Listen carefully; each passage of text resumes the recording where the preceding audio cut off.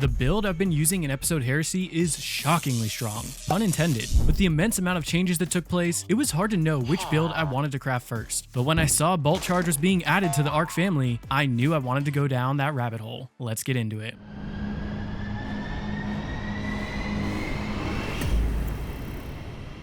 Let me start by saying Bolt Charge is strong. This new system allows you to work up to 10 stacks, and then your next ability damage will rain down a lightning bolt on the enemy, dealing roughly the same damage as a solar ignition. So I thought to myself, how do I maximize my efficiency to gain the most amount of stacks of Bolt Charge as quick as possible? And that's when I saw the patch notes for Spark of Discharge. They added a benefit that when picking up an Ionic Trace, you're given 1 Bolt Charge. In that moment, everything clicked. I remembered that Geomag Stabilizers was getting a rework, so that now Ionic Traces will give back 7% super energy for Chaos Reach, and while sprinting with at least 6 stacks, you'll gain another stack of Bolt Charge every 2 seconds. So I got to work thinking of every way that I could create an Ionic Trace, and one of the main catalysts for a build like this is Delicate Tomb. This weapon sat in my vault since I got it. I checked on it this season and realized I only had 3% of the catalyst done, but when all put together, I was seeing Ionic Traces popping out left and right. Heck, I even saw 3 created from 1 kill. So let's dive into the build and break down how it works. For the super, we're going with Chaos Reach, meaning we're back to the true Arc subclass. Geomag gives a ton of super energy to Chaos Reach and even refunds itself by 10% on hits roughly every second, which can amp up its duration by an extra 120%. And for that class ability, I went with the Healing Rift, since this will be more useful in most activities, since Arc doesn't have a ton of healing. Though in the new Nether game mode, you could swap this for Empowering Rift until they fix the healing bug. For the melee, I went with Ball Lightning. This melee is a bit easier to use and can be used at range and even gets a pretty big buff while you're amplified. As for the grenade, I'm bringing the Storm Grenade. The grenade isn't super important. I just feel like Storm Grenade does decent burst damage and is easy to use. When it comes to the aspects, I first like to bring the brand new aspect, Ionic Sentry. This now makes it so that arc and kinetic kills will build up charges for Ionic Sentry. When at 6 charges, your grenade will be replaced with an Ionic Sentry. When thrown, this ball of lightning will blind enemies and continuously shock them. And there are 2 main benefits to this aspect. First, we now have a constant way to deal ability damage, meaning it'll be easier to dump our Bolt Charge when we hit max stacks. And second, with each hit you'll gain another stack of Bolt Charge, making it easier to get to max stacks. If you don't have this aspect, head to Ikora in the tower to purchase it. The second aspect I like to take is Electrostatic Mind,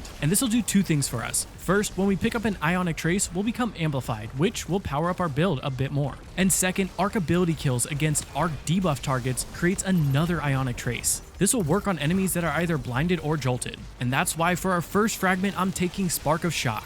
Now, Arc Grenades will jolt enemies. Now, I originally planned on picking this because I thought that our Sentry would act as a grenade, but unfortunately, it seems like it doesn't continuously jolt enemies. You will still cause a ton of jolt from your weapons and normal grenades, so it still is worth taking this fragment. That's because the second fragment I'm taking is Spark of Ions. Now, kills on jolted targets will create an Ionic Trace, though this does have a 10-second cooldown. But this now means that on jolted kills, we'll create 2 Ionic Traces, one from this fragment and one from Electrostatic Mind. And as we mentioned before, we're also bringing Spark of Discharge. Now, kills with arc weapons will progress towards creating an Ionic Trace, one for every 3 kills, or it's guaranteed on a mini-boss. But this also means that all of those Ionic Traces you're picking up will also give you a stack of Bolt Charge. And finally, I thought about taking Spark of Frequency to gain more stacks of Bolt Charge, but I ended up landing on Spark of Protection to gain 25% damage resistance while surrounded, since we don't have a ton of healing. This build already deals a ton of damage, so the extra Bolt Charge felt a little bit like overkill.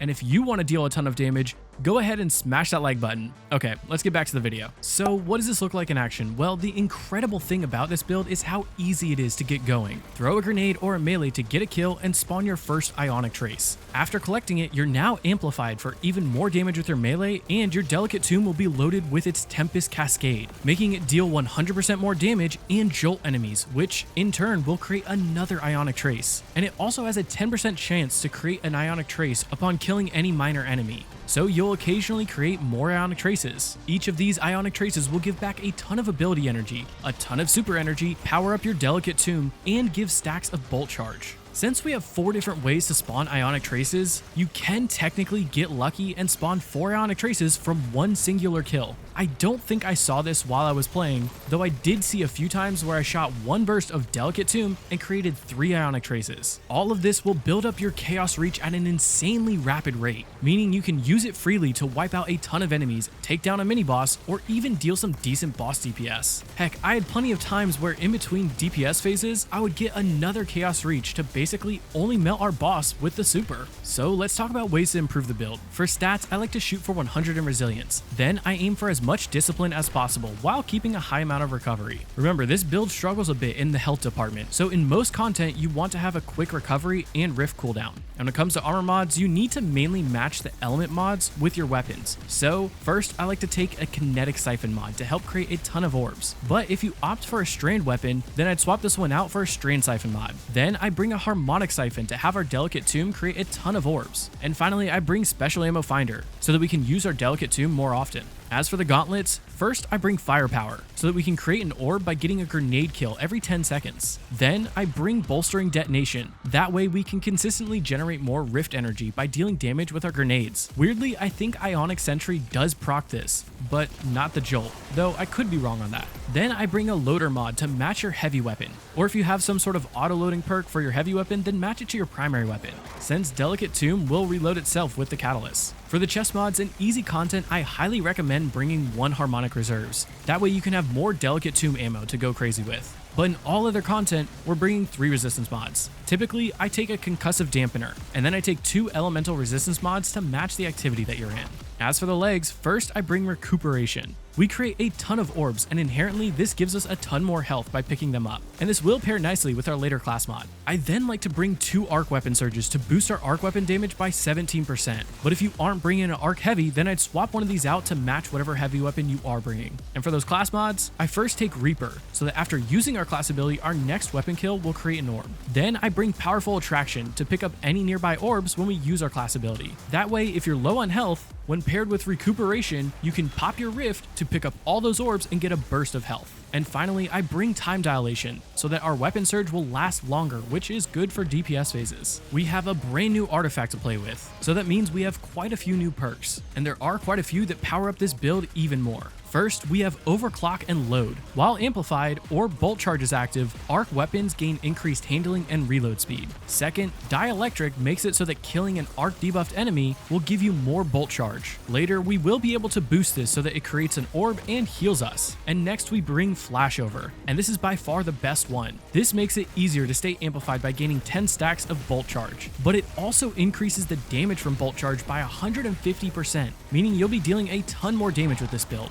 I didn't get time to play with Defibrillating Blast, but I'm sure it will be really good for endgame activities since Stunning Champions will give you full stacks of bolt charge, and triggering it will jolt enemies and heal you. And since we are bringing Delicate Tomb, which is a fusion rifle, you can also bring Particle Reconstruction, so that scoring multiple hits on a single target will deal up to 27% more damage with fusion and linear fusion rifles. And it'll inflict a unique weaken that can stack with Void Weakening. Again, I didn't get to test this out, but these numbers are coming straight from the community. Otherwise, if you bring a machine gun, Hold the Line can be really good at healing you. And if you're bringing strand weapons, Unraveling Orbs and Horde Shuttle are both good at dealing more total damage. When it comes to the weapons, I highly recommend Delicate Tomb for its perfect synergy. The build will still be good without it, but it won't be as good. And there are 2 ways to go about it. First, you can bring a kinetic weapon in the primary slot to build up your Ionic Sentry faster. In that case, I'd bring an arc heavy weapon to get the most out of your weapon surge. Otherwise, I'd run a set of primary weapons, either stasis or mainly strand weapons, since they'll pair into the artifact. In the primary slot, just bring your best primary weapon. I was loving Midnight Coup with this, or that new support frame strand auto rifle if I'm running those strand weapons. For the energy slot, like I said, Delicate Tomb is the best synergy and what worked best for me. Centrifuge or the new Lodestar would also be good backup options since they can also provide more arc debuffs. And finally, in that heavy slot, we have a ton of arc weapons that are really good. Last season's Bittersweet will still be good even though grenade launchers did receive a 10% nerf. Alternatively, you could play into the artifact with a machine gun like the new Watchful Eye, but Strange is where it really shined for me. I was running Pro Memoria with Bait and Switch, and that felt really good for ad clearing and mini boss damage, but Scintillation was a ton of fun to use. I have a roll with Bait and Switch, and man, that thing was shredding tormentors. Not to mention, I didn't even have Particle Reconstruction active. Well, there you have it, Guardians. I just covered a build that is shockingly strong. Sorry, I can't help myself. But if you want to see all the major changes that came with Episode Heresy, then go check out this video here. But remember, mastering this build is only the beginning. Experiment with different combinations and tweak your loadout to suit your playstyle. If you found this video helpful or just enjoyed seeing a new perspective, feel free to like the video and comment down below on what you might change or how you'd improve the Geomag Tomb build. Keep an eye out for future videos as we continue to explore the ever-evolving world of Destiny 2. Until then, may the threads of fate be ever in your favor. This is Lucky Mech signing off. See you on the next adventure, Guardians.